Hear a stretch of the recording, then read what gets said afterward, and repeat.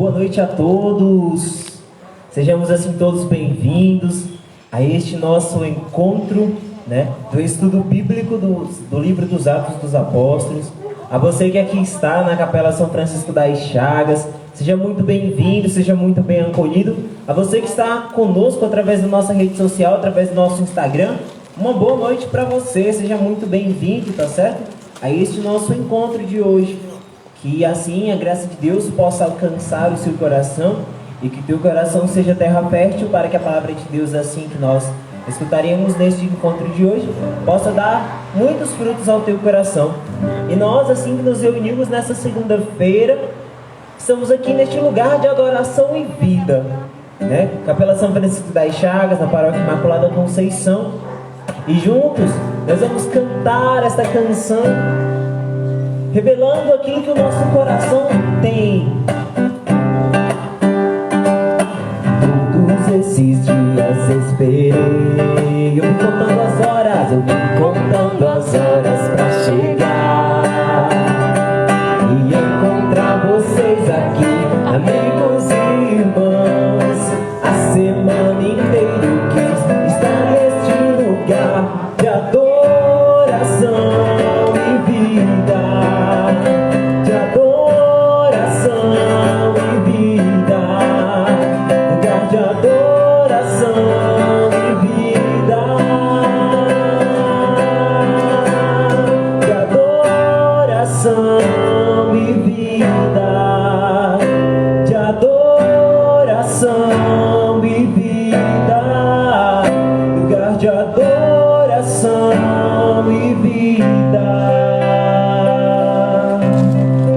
Certeza no nosso coração de que este lugar que nós estamos é um lugar de adoração e vida.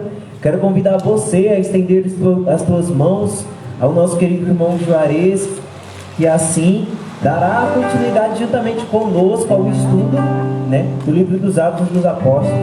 Rezemos juntos por ele uma Ave Maria, pedindo que pela intercessão da bem-aventurada Virgem Maria, tudo quanto o que ele nos falar gere em nosso coração muitos frutos, e que o nosso coração neste momento em diante seja terra boa, seja terra que dê muitos frutos, seja terra fértil. Rezemos. Ave Maria, cheia de graça, o Senhor é convosco. Bendita sois vós entre as mulheres, bendito é o fruto do vosso ventre, Jesus. Santa Maria, Mãe de Deus, rogai por nós, pecadores, agora e na hora de nossa morte. Amém. Louvado seja nosso Senhor Jesus Cristo. Meus irmãos, minhas irmãs, você que está aqui na Capela de São Francisco das Chagas, você que nos acompanha por nossa rede social, Instagram, o grupo de oração Sarça Ardente, sejamos bem-vindos a mais este dia de formação aqui sobre o livro dos Atos dos Apóstolos, e nós queremos dar continuidade então a esse nosso estudo. Na semana passada, a gente ficou de conversar um pouco sobre o que é a igreja, O que é a igreja? O livro dos Atos dos Apóstolos, ele fala essencialmente sobre isso. O que é a igreja? Lucas, o autor do livro, que é o mesmo autor do Evangelho, como nós falávamos também, ele vai dar essa continuidade, Esses dois livros, como ele vai dizer lá no primeiro capítulo do Atos dos Apóstolos, neste segundo tomo, ou seja, nessa continuidade daquilo que eles já começaram a falar no Evangelho, Lucas vai falar essencialmente da ação do próprio Jesus, e agora neste segundo tomo ele vai falar das ações daqueles que agora fazem as vezes de Jesus. E quem é que faz as vezes de Jesus? Os apóstolos. E os apóstolos são o quê? São os cabeças da igreja, São eles agora que fazem as vezes de Jesus. Por isso que o Santo Padre, o Papa, sucessor do apóstolo Pedro, ele é chamado de vigário de Cristo. Porque o vigário ele faz aquilo sob a orientação, sob a condução do pároco. Então Jesus, que é o cabeça, que é o Senhor da igreja. E a gente vive justamente este tempo, o tempo da igreja. E agora aqui nós precisamos entender que igreja não é somente os apóstolos. A igreja ela não é formada somente sobre a hierarquia, sobre os bispos, os padres. Não. A igreja somos todos nós, todos os batizados, né? Mas para ser igreja, nós precisamos, temos de estar em comunhão com os pastores. Tem uma expressão da igreja que no contexto de época não deu problema, né? Mas para hoje a gente usar essa expressão fora de contexto dá problemas. A expressão é a seguinte: fora da igreja não há salvação. Como é que a gente entende isso? Então quer dizer que quem não é católico não vai ser salvo? Então quer dizer que aqueles que estão fora literalmente da igreja não serão salvos?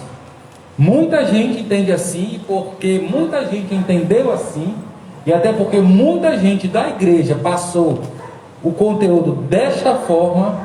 Nossa, isso já deu muita confusão. Isso já atrapalhou muito o diálogo ecumênico e o diálogo interreligioso, né? Atrapalhou muito. Então os papas, principalmente de João Paulo II, João Paulo II não, João 23, Paulo VI, João Paulo II, destes papas para cá, eles tiveram muito trabalho para refazer, para explicar o real sentido dessa fala, que fora da igreja não há salvação. O que quer dizer isso?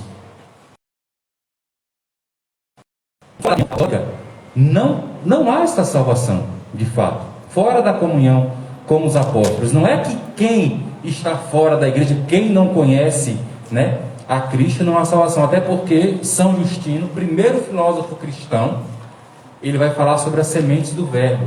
Deus age de diversos modos, de diversos meios, para poder agir no meio do povo, falar conosco. Então essa expressão, ela vai se direcionar para nós católicos, para aqueles que são católicos, mas que na verdade se tornam o quê? Caóticos. E a gente sabe quantos e quantos católicos têm feito tanto tumulto dentro da igreja. Tem um bispo na Bahia que ele costumava dizer, hoje ele já é bispo emérito, ele costumava dizer que os maiores inimigos da igreja estão dentro da igreja. Estão dentro da igreja. Eu amo o Papa, eu amo o bispo, eu amo o meu pároco, eu amo o irmão, eu amo...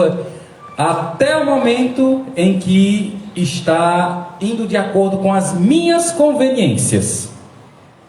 A partir do momento que aperta no meu sapato, nossa senhora, o que tem de leigo fazendo coisa aí contra padre, contra bispo, contra religioso, não está no gibi.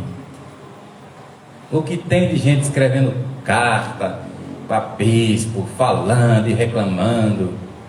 Se o padre, a gente pode ver aí o Júlio Lancelotti, por exemplo, né, em São Paulo, o quanto aquele homem tem mexido com católicos e não católicos, pelo simples fato dele fazer aquilo que Jesus fez, né, de dar assistência especialmente aos mais necessitados, e tantas outras questões.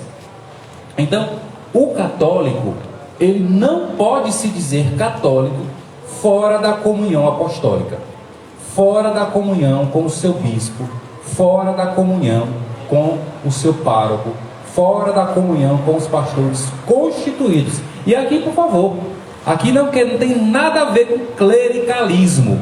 O que é o clericalismo? Clericalismo é a atenção exagerada que se dá ao bispo, a atenção exagerada que se dá ao padre, a atenção exagerada que se dá ao religioso. E tudo que é exagero não é bom. O que é um câncer, por exemplo? O câncer é um acúmulo de células em um determinado lugar. É tanta célula junta em um determinado lugar, tanta célula junta, que aí origina o câncer, né? Então, é só exaltar um ministério. E a igreja, ela é essa comunhão de ministérios.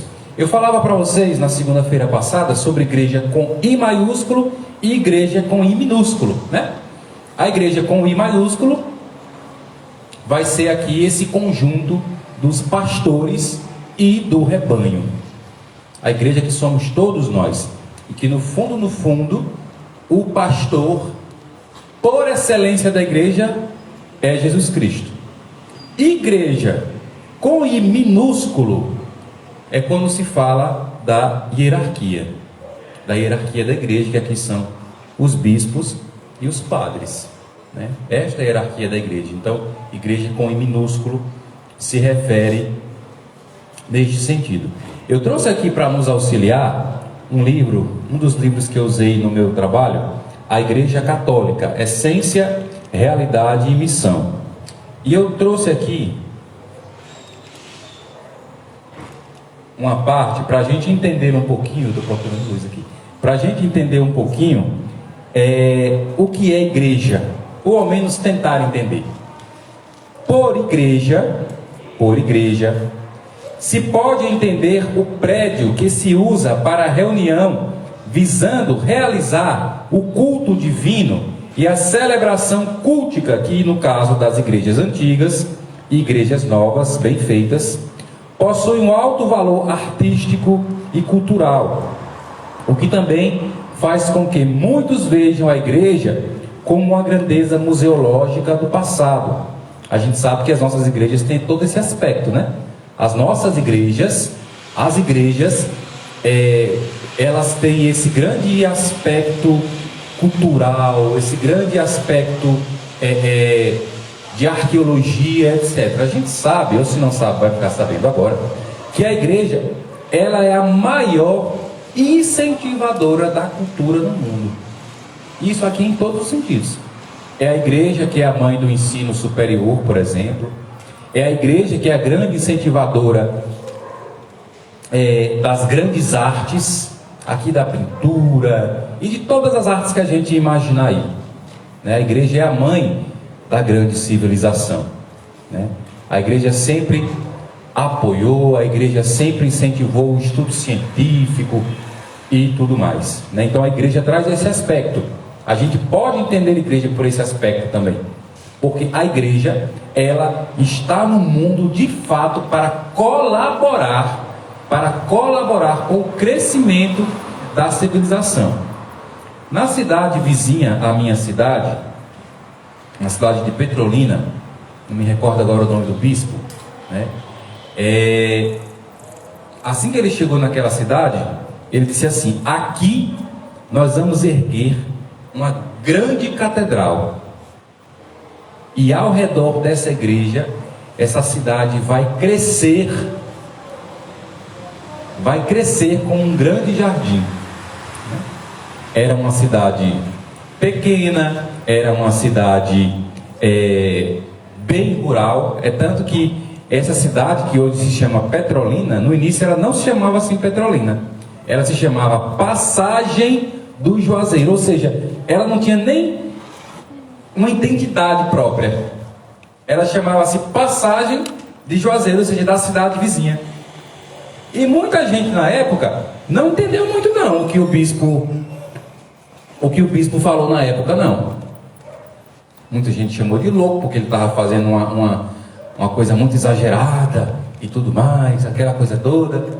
Pois, dito e feito, o que o bispo idealizou e fez, de fato, a cidade cresceu de uma forma quase que assustadora.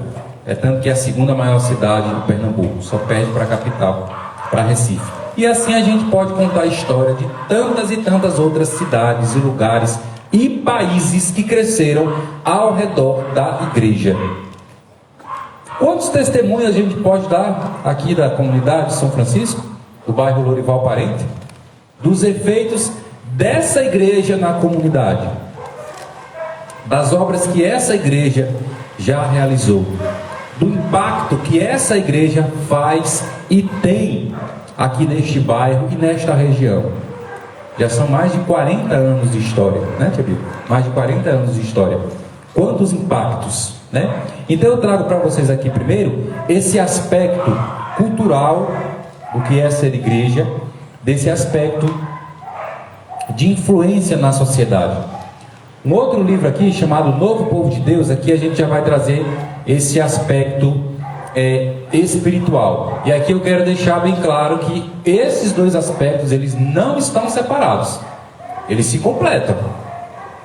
Eles se completam, né? A nossa ação cristã, a nossa atividade cristã e cultica, né? Ela deve influenciar, e muito bem, né? Influenciar no regimento da sociedade. Pois bem,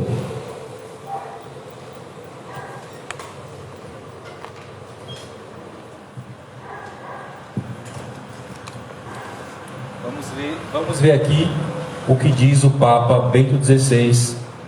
Na época que ele escreveu esse livro, ele não era Papa. A origem da igreja. Há muitos problemas ligados à instituição da igreja por parte de Jesus. Contudo, analisaremos tão somente um aspecto do problema, isto é, qual a ideia ou qual o objetivo central de Cristo ao fundar a sua igreja.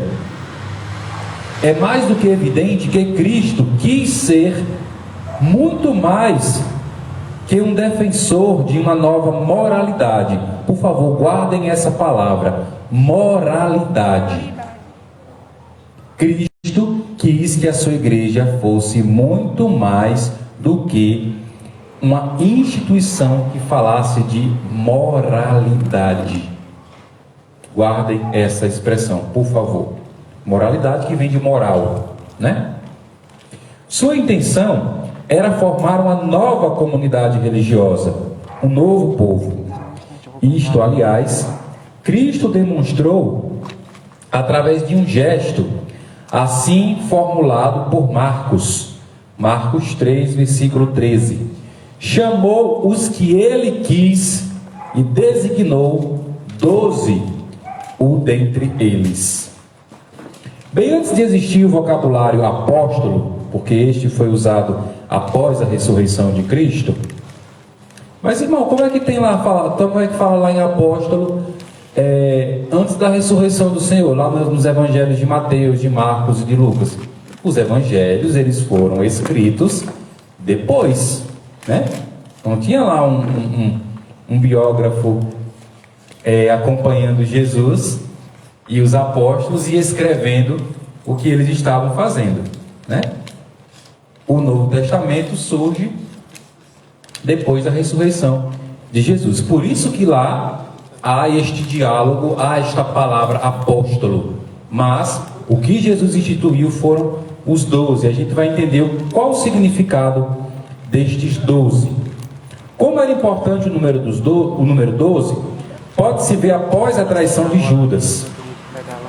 Os apóstolos, sob a chefia de Pedro, compreenderam que a sua primeira tarefa seria de restabelecer o número 12, como está lá em Atos 1, de 15 a 16. O número 12 tinha para eles um significado especial e, portanto, não era algo casual. Israel sempre fora encarado como o povo das 12 tribos, as quais deveriam ser reconstituídas nos tempos messiânicos. Elas se haviam originado no tempo das 12 tribos de Jacó e Israel. Constituindo os 12, Jesus manifestou-se como o novo Jacó, que então lançava os fundamentos do novo Israel e do novo povo de Deus, que tendo os 12 por progenitores, cresceria sempre mais até tornar-se o povo das 12 tribos, através da força da palavra de Deus. Aos 12 fora então confiada a difusão da semente. 12. O número 12 nas Sagradas Escrituras vai justamente dar esse sentido de plenitude. As 12 tribos de Israel, né? Por isso que os 12 apóstolos. Então aqui tem toda essa ligação de Antigo e Novo Testamento. O povo que era organizado por tribo. Cada tribo tinha o seu líder. Jesus vai dar essa continuidade. Ele faz 12 líderes para serem os responsáveis pelo novo povo de Deus. Quem é o novo povo de Deus? A igreja. E a igreja está não mais num lugar específico somente. A igreja agora se espalha por toda a terra. Quem é o novo Israel de Deus? Quem são os eleitos do Senhor? A igreja. E quem é a igreja? Somos nós. Aqueles que aderem, aqueles que são batizados e levam o seu batismo a sério, que colaboram com a evangelização e em comunhão com os apóstolos. Já disse aqui e repito, eu posso ser o cara mais inteligente do mundo. Eu, como católico, eu tenho de estar em comunhão com os apóstolos. Eu tenho que estar em comunhão com os pastores. Eu posso ter 10 mil vezes mais a inteligência do bispo de Teresina, mas eu tenho que estar em comunhão com ele. Ele é o bispo de Teresina, ele é o apóstolo, ele é o sucessor dos apóstolos. Ele tem tanta autoridade, que livremente ele pode, por exemplo, como de fato ele o fez, ele pode mudar, por exemplo, o tema do estudo bíblico para o mês de setembro na arquidiocese dele. A nível de arquidiocese, nós não vamos estudar a carta aos Gálatas, que é a carta que os bispos proporam estudar no mês de setembro. Na arquidiocese de Teresina, Dom Jacinto sugeriu para a equipe bíblica que se estude o livro dos Salmos, porque ele percebe, ele como pastor dessa igreja, ele percebe que é necessário estudar mais sobre os Salmos. E assim ele apresentou a nós essa proposta, né, que igual, a gente vai estudar isso aqui. A gente não vai estudar a carta aos Gálatas, ok? Quem era doido que ia dizer, não, assim, de jeito nenhum, sim senhor. O senhor está mandando, bora lá, né? Então passa por esse viés aí da obediência, da humildade, a gente acolher. Eu tenho um outro livro aqui, chamado Didaqué, do grego. Didaqué quer dizer catequese. Aqui estão as catequeses dos primeiros apóstolos. E aqui, quando eu estou falando dos apóstolos, eu não estou falando somente dos 12. Eu estou falando aqui de todos aqueles que colaboraram com a missão dos primeiros apóstolos, como Barnabé e tantos outros, né? Então aqui é o dito, se eu trouxe para mostrar mesmo para vocês, é um livro bem fininho. Aqui é um relato aqui da catequese do início da igreja, do ensinamento dos próprios apóstolos no início da igreja. Isso só para mostrar para nós, para dizer para nós, perdão, que essa fidelidade à dimensão apostólica, ao colégio lá dos 12, fundado por Jesus, ela é uma prática desde os primeiros séculos. Desde os primeiros séculos, eles continuaram, eles deram continuidade a essa missão lá, fundada em Jesus Cristo pelos apóstolos. Vocês lembram que quando Judas ele traiu Jesus e saiu, né, do colégio apostólico, Então, 12. Um saiu, ficaram quantos? Ficaram 11. 11 apóstolos. E os apóstolos tiveram a preocupação de eleger um outro para substituir Judas. Primeiro, tem esse aspecto, né? Tem esse aspecto das 12 tribos, né? Tem esse aspecto da plenitude, desses 12 chefes que estariam à frente, sob esses 12 chefes, sob a chefia de um, que era Pedro. Só que essa chefia de um, eu já falei, eu gosto muito de repetir, a chefia de Pedro, ela não anulava a autonomia dos outros apóstolos. E isso a gente vive até hoje na igreja. O primeiro dos bispos é o Papa. É por ele que toda a igreja reza. Toda a igreja universal reza por ele.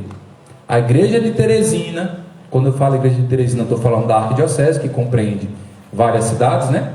A igreja de Teresina, além de rezar pelo primeiro bispo, reza por seu bispo.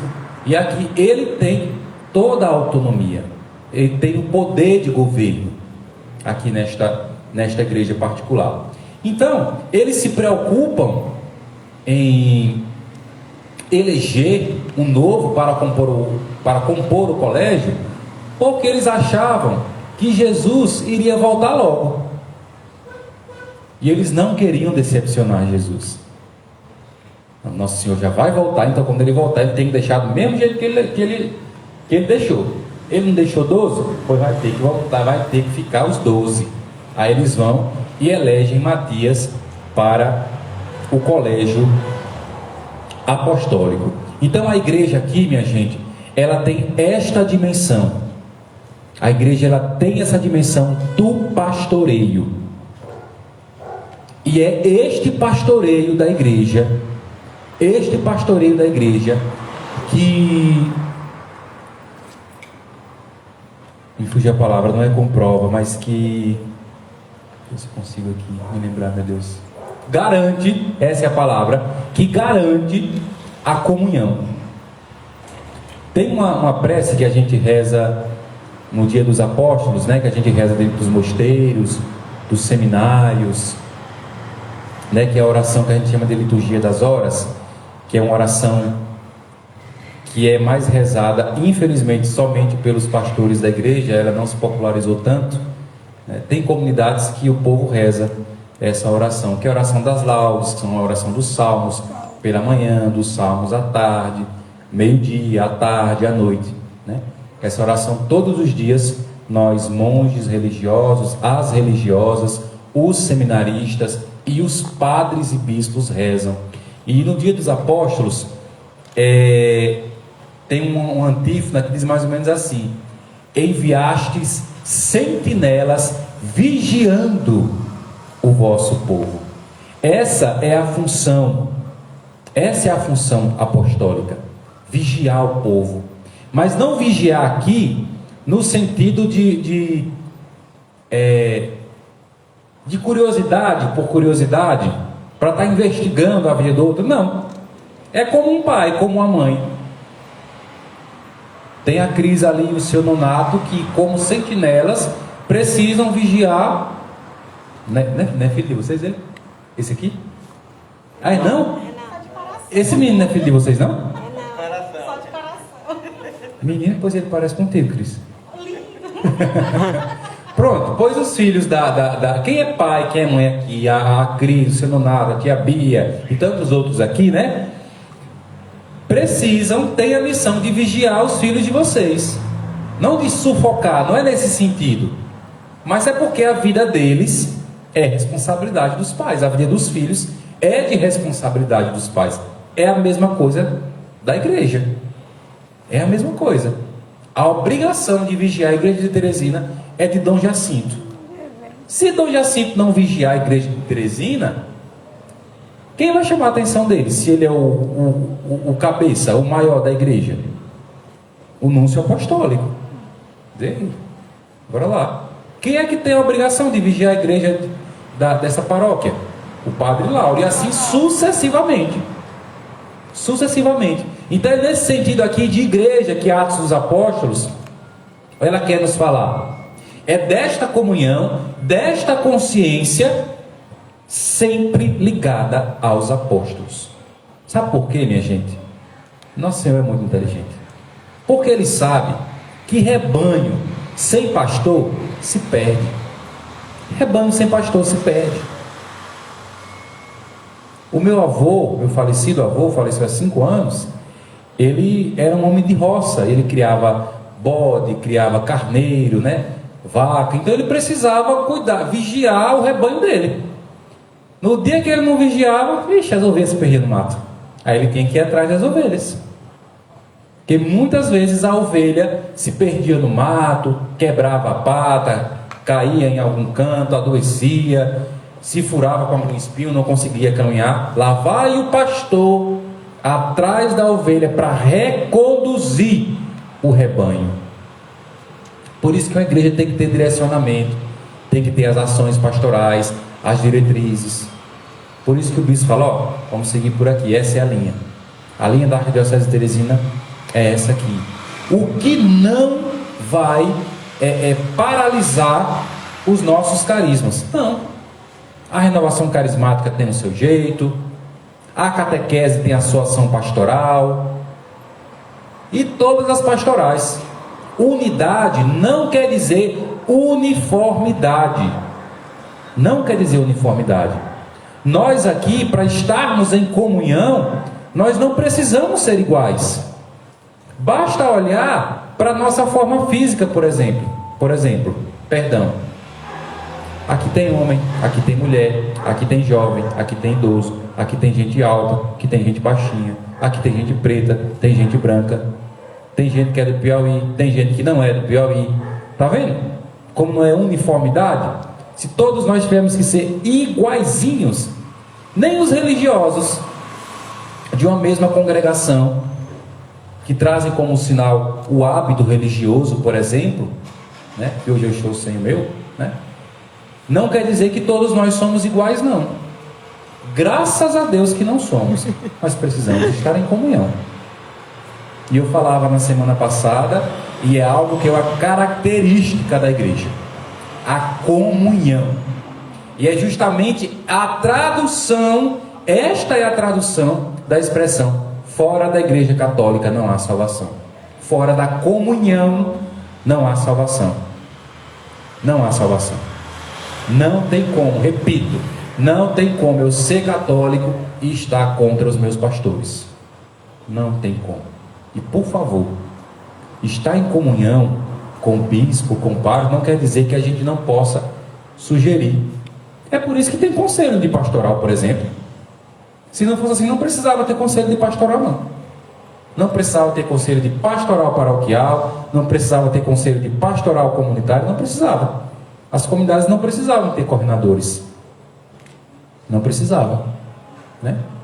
Porque há justamente essa comunhão, e é necessário que haja, porque aí onde vai haver todo esse entrosamento, e os leigos vão estar aí em comunhão com o seu pároco, com o seu bispo, conduzindo a igreja. Porque sozinho não dá para ser, né? Sozinho não tem como, de forma alguma, continuar. Então, a comunidade primitiva que nos é relatada aqui no livro dos Atos dos Apóstolos, ela é o modelo para a igreja. Por isso que voltar ao livro dos Atos dos Apóstolos, é importante para a gente entender como funciona a igreja. Não esqueçamos, a comunidade primitiva, ela é um modelo para todos aqueles que abraçam a fé. Esse alcance rompe os limites do tempo e do espaço, pois a igreja é o hoje da salvação para todos os homens. Por isso, a teologia dos Atos dos Apóstolos é a universalidade da salvação. Universalidade da salvação. Lembra que eu sempre falo aqui que que Deus, ele começa se manifestando em determinado lugar. Deus se manifesta lá em Israel, ok, e lá ele se manifesta com os profetas e tal, e assim vai seguindo. Depois Jesus, ele começa a se manifestar onde? em Jerusalém. E o próprio Jesus, a pessoa de Jesus, o homem Jesus, ele vai entendendo essa universalidade, porque até então ele também compreende que ele veio somente para aquele povo ali, daquele território ali. Aí tem aquele episódio da mulher que diz: mas Senhor, até os cachorrinhos comem das migalhas. E aí, olha como é sempre um processo. A nossa caminhada, ela é um processo. Quem vai ficar responsável? Olha a confiança de Jesus. Quem vai ficar responsável para universalizar o anúncio da salvação é a igreja. São aos apóstolos que ele confia essa universalização. São aos apóstolos. Por isso que toda reverência aos apóstolos. Por isso que Deus dá a ele todos os poderes. Tudo que vocês ligarem na terra será ligado no céu. O que vocês desligarem na terra serão desligados no céu. Aqueles a quem vocês perdoarem, os pecados serão perdoados. Mas aqueles a quem vocês não perdoarem, os pecados não serão perdoados. Jesus partilha mesmo com gosto de gás, como costuma dizer a minha mãe. Com gosto de gás, todo o ministério dele aos apóstolos. Repito mais uma vez, por isso que quando um bispo vai ordenar um candidato ao sacerdócio, vai ordenar um padre, ele diz assim: nós e o Espírito Santo. Nós quem? Ele está falando ali do colégio apostólico. Achamos por bem ordenar este candidato, porque são com eles, né, que Jesus partilha esse ministério. E consequentemente, com o caminhar da igreja, esse ministério, os bispos, que são sucessores dos apóstolos, eles passam, eles transmitem na ordenação, eles transmitem esse ministério aos padres. Toda aquela oração que o bispo faz, de imposição de mãos, e que ele fica ali em silêncio, é uma transmissão daquela bênção para aquele sacerdote, para aquele padre. Por isso que padre também é sacerdote. O padre, ele partilha do mesmo ministério do bispo. Do mesmo ministério do bispo. A diferença do bispo para o padre é que o padre, ele não tem poder de governo numa igreja particular. O poder de governo de um padre, é numa paróquia designada pelo bispo. O bispo tem o poder de governar. Por isso que os dois são sacerdotes. Os dois são sacerdotes. E tudo isso a gente recebe de onde? Desde os apóstolos. Desde os apóstolos. E nós temos essa missão de continuar essa missão. Não só mais agora aqui os bispos e os padres. Todo batizado. Toda batizada. Finalmente, o que nós podemos destacar ainda na teologia do livro dos Atos dos Apóstolos é a passagem da salvação do judaísmo ao cristianismo, da lei à fé. Há uma passagem agora, né? Não é mais o judaísmo, agora é o cristianismo. O judaísmo, ele vai dar atenção à lei. Olha, você tem que cumprir esse preceito, tem que ser assim. Agora não é mais a lei pela lei, como vai dizer o Papa Bento XVI. A lei pela lei é só cumprir o rito. É só para cumprir o rito. É a fé. Fé denota o quê? Fé denota amor. Denota amor.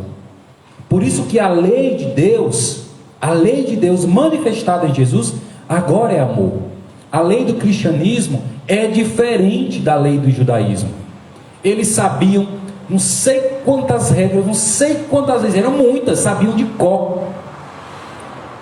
Mas de que adianta?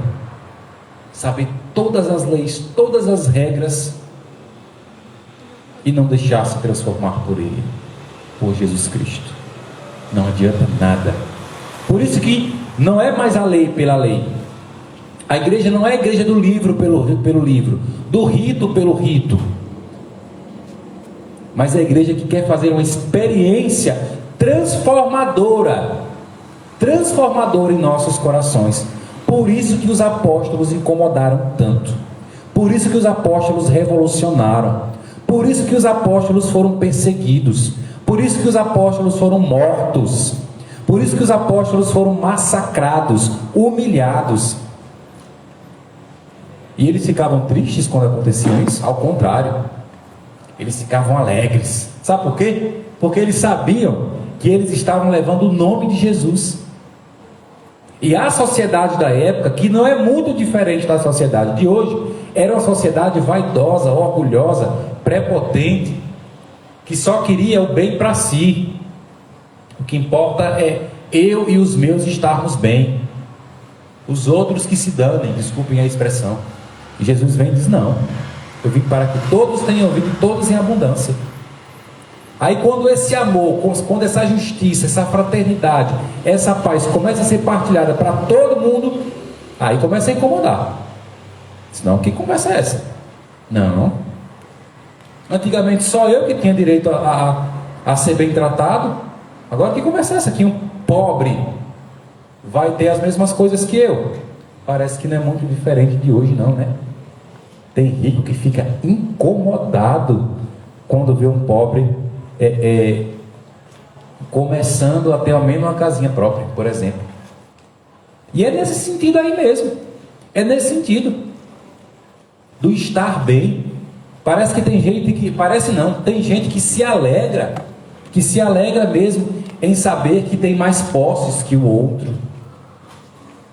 Tem gente que se alegra em o outro humilhar-se a ela, ao menos para conseguir um pedaço de pão. E os apóstolos foram por esse viés aí, pelo mesmo viés, pelo mesmo caminho que Jesus traçou. Gente, a fé, a igreja, e aqui, por favor, quando eu estou falando de igreja, estou falando da igreja católica. A igreja, ela não é igreja de sentimentalismo, não. Não é igreja de sentimentalismo. A igreja é a igreja de transformação do interior para o exterior, de uma transformação de vida completa, espiritual, psicológica, humana. É por isso que a igreja, ela tem tantas pastorais sociais, porque a igreja está aí para que todo mundo experimente a plenitude de Deus, porque Deus não vem salvar somente o nosso espírito, não. Ele salva tudo. Aí os apóstolos vão incomodar, porque havia muita escravidão, havia muita corrupção, havia muita acepção de pessoas, e Jesus não faz acepção de pessoas. Não faz acepção de pessoas. E se Jesus não faz acepção de pessoas, a igreja também não pode fazer a acepção de pessoas. Não pode fazer. Essa é a nossa fé. Essa é a fé da igreja. Essa é a fé da igreja. E nós precisamos compreender isso. Entretanto, não se pode entender essa passagem, de lei para a fé como um rompimento, como vai declarar Paulo ao governador Félix. Ao contrário, é a única maneira de permanecer firme à esperança de Israel. Nem por isso os judeus cristãos abandonaram as práticas judaicas. Judeus que passaram para o cristianismo, alguns queriam continuar com as mesmas práticas. Por exemplo, se preocupavam demasiadamente com os sinais. Por exemplo, tinha que ser o judeu, o menino, o homem judeu, ele tinha que ser circuncidado, teria que tirar o prepúsculo, do órgão masculino. Então era muito apegado à lei, apegado demais à lei. E aí a gente pode fazer uma leitura aqui também no que acontece dentro da igreja, na vida religiosa, por exemplo. Antes do Concílio Vaticano II, todo padre tinha que usar batina. Padre que se prezasse não podia sair de casa sem batina. Freira não podia mostrar nem a pontinha do cabelo. Não podia de jeito nenhum.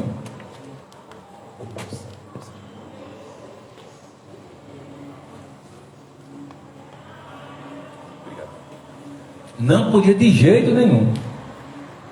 Quando veio o Concílio Vaticano II, a igreja dá essa abertura. Aqui a igreja, estou falando dos bispos, né? Dão essa abertura. Não, o padre agora pode usar batina se quiser. Os religiosos, as religiosas podem usar batina se quiser. E qual foi a motivação?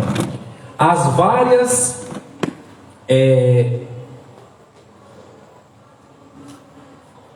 imagens pastorais, territórios pastorais.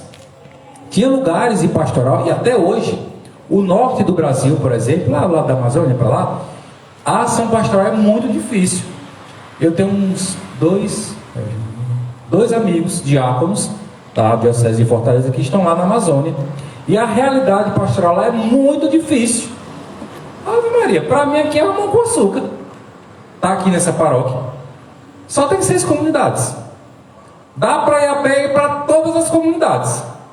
Tranquilamente dá para ir a pé. Para todas, até o parque rodoviário que é mais distante. Dá para ir a pé. O Juninho e o Charles, eles precisam pegar barco. Eles precisam subir. É tanta coisa. Montanha, eles sempre postam os stories no Instagram. Eu acho muito bonito. E sempre com alegria muito grande. Então, devido a essas realidades pastorais, foi se vendo e a igreja liberou. Por causa das realidades pastorais e de clima e tantas outras coisas, fica livre. Padre religioso e religiosa usa o hábito religioso, ou no caso do padre diocesano, a batina se quiser. Ok. Ixi, mas tem muita gente que não aceita, não. De jeito não. Não, que conversa é padre, tem que usar batina. Eu não tenho nada contra, ao contrário. Eu acho que essa aqui é uma das pouquíssimas vezes que eu estou aqui sem o hábito. As pouquíssimas vezes. Né? Das pouquíssimas. Eu acho que eu nunca dei uma formação sem hábito. Nunca. Mas como eu lavo o meu hábito, eu não, né? Meu hábito é lavado semanalmente. Hoje, essa semana foram lavados os 2, então não tinha como usar o hábito. Ontem isso veio muito, não foi, Tia Bia? O calor, de fato, o BR está chegando. Valeu, minha Nossa Senhora. Né? Pois é, né? Então, ficou livre. Mas aí tem gente que não aceita, não. Então, foi a mesma questão aqui dos judeus que passaram para o cristianismo. Só queriam, tudo bem, passaria para o cristianismo, mas tem que ser aquela regra ali. Tem que ser, só pode ser aquilo ali. Deixa eu fazer uma pergunta para vocês. O irmão Juarez estava aqui semana passada porque estava de hábito. E esse que está aqui hoje, não é irmão Juarez, não? Então pronto. Tá vendo? É a mesma coisa, só para entender. Eu estou fazendo essa analogia só para a gente entender. Não estou dizendo que eu vou deixar de usar meu hábito. Não é isso que eu estou dizendo. Só estou querendo fazer essa leitura aqui. E eu poderia, eu sou livre. A minha congregação me deixa livre para isso. Usa quando quer. Tem a solenidade, mas eu opto por usar sempre, porque eu gosto de usar o meu hábito. Eu gosto. É um sinal, né? Eu acredito que nós, a vida religiosa, ela tem essa missão na igreja, não somente pelo hábito, né? Mas o hábito ajuda muito as pessoas até mesmo a rezarem, a perguntarem. Eu vivo muito essa experiência, muito mesmo eu vivo essa experiência, né? Então aqui na comunidade a gente precisa ter também essa dimensão de não viver na lei pela lei. Muitas vezes a gente coloca a lei na frente do amor, e talvez por isso que a gente não atraia mais as pessoas para Deus. Por isso que a gente não atrai. A gente faz o contrário de Jesus. Qual era a prática de Jesus? Quando Jesus foi conversar com aquele jovem rico, em alguns textos vai dizer que era um jovem, outros textos vai dizer que era um homem, né? Vai trazer aí a questão da juventude. Não importa se era jovem, se não era. Era alguém que estava aqui, queria se aproximar de Jesus. Senhor, o que é que eu faço para ganhar a vida eterna? Meu querido, ame o próximo. Ele vai fazendo toda uma lista ali. Ele enche o peito, o que é que ele diz? Mas Senhor, tudo isso eu já faço. Aí o Senhor, cai o queixo. Pronto, meu querido, pois então pegue tudo que você tem, dê aos pobres. Dê aos pobres. Aí depois vem e segue, e me siga. O que foi que aconteceu? Na hora o jovem ficou triste. Na hora. Porque ele era apegado demais às coisas. Poderia até saber todos os mandamentos. Muitas vezes a gente sabe da Bíblia de cabo a rabo, como diz a história, né? De Gênesis a Apocalipse. Para toda situação cita uma passagem bíblica. Mas é apegado demais. Até mesmo a esta inteligência é apegado. Se acha melhor que os outros. Eu sei Bíblia. Eu sou o irmão da Bíblia. Eu sou o assessor bíblico da arquidiocese. Pode ser que isso seja causa de condenação, não de salvação, né? E foi isso que Jesus falou. E por isso que ele se assustou. E muitas vezes nós estamos na igreja e não fazemos essa experiência. E os apóstolos, eles viveram essa radicalidade. Claro, não foi de uma hora para outra. Jesus, além de passar 3 anos com ele, ensinando a eles, aos apóstolos, eles foram aprendendo, mesmo na ação apostólica, eles foram aprendendo. Não é à toa que Pedro e Paulo, eles brigavam pastoralmente falando. Brigavam, aqui não é de soco não, certo? Discutiram mesmo. Não porque o Senhor diz que é para a gente anunciar só para esses aqui. Não, mas enfim. Aí vão entendendo. Até que Pedro, a gente vai ver isso na próxima semana. Até que Pedro, quando vai dar uma caminhadinha, que ele sai daquele território, vai visitar Cornélio, ele vê o Espírito Santo descendo sobre eles. Depois que o Espírito Santo desce sobre eles, Cornélio pede o batismo para ele e para a família dele. Os outros apóstolos, né, ficam ali. Mas Pedro, não vai batizar eles, nem são daquele território, Pedro. Não pode. E que é isso? Não pode. Pedro olha e diz assim: quem sou eu? Quem sou eu para negar o batismo a estes que receberam o Espírito Santo da mesma forma que nós recebemos? E aí batiza Cornélio e toda a família. Inclusive, esse é um dos textos que dá embasamento para que a Igreja Católica batize crianças. Por quê? Uma família judaica, ela era composta de muitas crianças, porque uma mulher judia, ela tinha que dar muitos filhos, que era sinal de bênção. Por que é que Deus, olha gente, Deus é demais. Por que é que Deus, quando vai lá anunciar a Virgem Maria que ela estava grávida, ele aproveita e diz: olha, a tua parenta que está lá nas montanhas, ela está grávida também. Esse já é o 6º mês daquela que era dita como estéril. O que é que Maria faz? Pega lá seus paninhos, faz lá a moinha, bota, joga no ombro, perna para que te quer. Para onde é que ela vai? Para as montanhas. Era o lugar onde Isabel morava com Zacarias. E por que Isabel morava nas montanhas? Porque ela era estéril. Porque ela era estéril. Ela ficava lá escondida, porque ela era humilhada. Vixe, lá vai a estéril. Olha a estéril. Ela estava lá escondida nas montanhas. Aí Maria era a seca. Maria vai para lá. É para lá que Maria vai. E fica lá até quando Isabel dá a luz, né? Então a família judia, ela tinha muitas crianças. E o texto bíblico vai dizer: toda a família foi batizada. Toda a família foi batizada. Se toda a família foi batizada, logo as crianças também foram batizadas. Isso é uma questão de lógica, né? É uma questão lógica. Então, gente, para terminar a nossa conversa de hoje eu nem perguntei se vocês entenderam, nem perguntei, Jesus Cristo, eu estou ficando muito mais educado, né? Então, qual é aqui, em nosso estudo de hoje, o que é que a gente quer ressaltar aqui? Essa energia, esse fogo, esse empolgamento que é diferente do empolgamento do mundo, né? Tem gente que diz que para ficar empolgado, toma uns, né? Toma para reforçar. Tem gente que para ficar empolgado, toma uma para ficar, como é que fala? Para ficar forte, seria, enfim, para tomar decisões, né? Era eu antes da conversão. Era você antes da conversão, né? Só que aí depois, quando vinha a ressaca, via que aquela empolgação não tinha, né?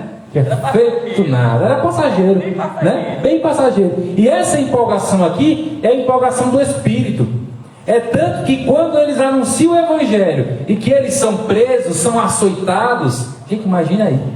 É o que o texto bíblico diz. Depois que os apóstolos eram açoitados, que eles eram liberados, a gente levou uma camada de peso por causa de Jesus, uma coisa boa.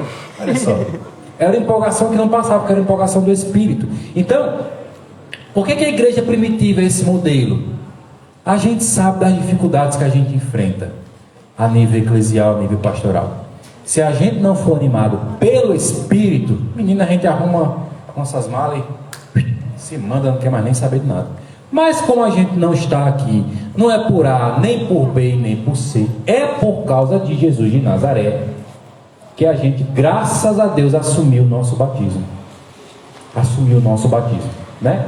Então que Nosso Senhor nos dê a graça de buscar e de viver essa comunhão com os apóstolos, olhar para essa igreja primitiva e querer continuar ser igreja de Deus, tá bom? Nós já estamos quase terminando o nosso estudo do livro dos Atos dos Apóstolos. Na próxima semana nós vamos ver a primeira parte do livro, que são as ações de Pedro, tá certo? E depois a gente vai ver as ações de Paulo, tá bom? Nesses encontros não tem como a gente chegar aqui e estudar capítulo por capítulo, versículo por versículo, né? Na faculdade a gente passa 6 meses, 3 vezes por semana para estudar o livro todo. Então esses momentos aqui é para a gente ir se empolgando e levando a leitura bíblica para casa e estudar. Qualquer dúvida que vocês tiverem sobre qualquer livro da Bíblia, podem perguntar para o irmão Juarez. Não só para o irmão Juarez, para o irmão Cleilton, para os padres.